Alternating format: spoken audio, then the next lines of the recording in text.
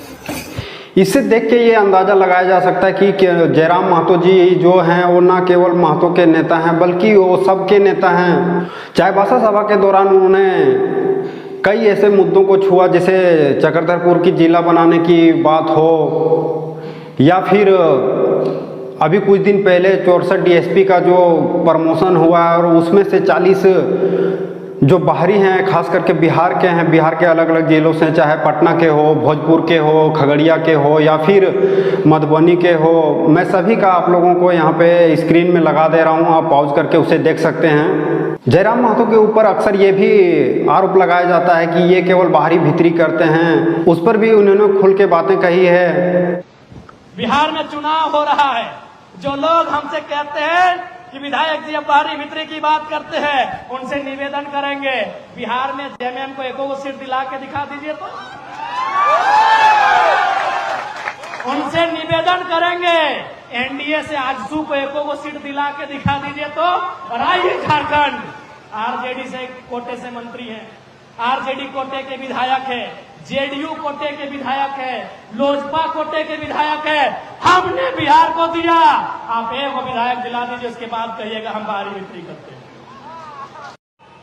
यही सरकार के जो नेता जब आंदोलन का टाइम था नारा गूंजता था, मंचों से नेता कहते थे कैसे लिया झारखंड, नीचे से जनता कहती थी लड़ के लिया झारखंड, मर के लिया झारखंड, कट के लिया झारखंड।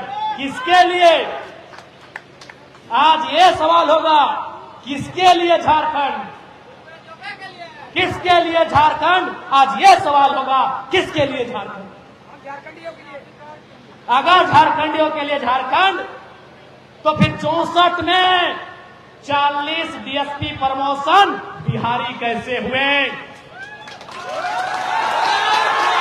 आज ये सवाल होगा। पहले सवाल होता था, पहले नारा गूंजता था लड़ के लिया झारखंड, मर के लिया झारखंड, कट के लिया झारखंड। आज ये सवाल गूंजना चाहिए झारखंड के हर एक राजनीतिक मंचों में, गलियारों में, किसके लिए झारखंड? 64 में 40 डीएसपी का जो प्रमोशन, 64 डीएसपी का प्रमोशन हुआ है, जिनमें 40 डीएसपी हमारे पड़ोसी राज्य बिहार के हैं। क्या इसलिए झारखंड? क्या इसलिए झारखंड? ये जनता को जवाब मांगना चाहिए सरकार से, कि झारखंड की जनता को मांगना चाहिए जवाब सरकार से।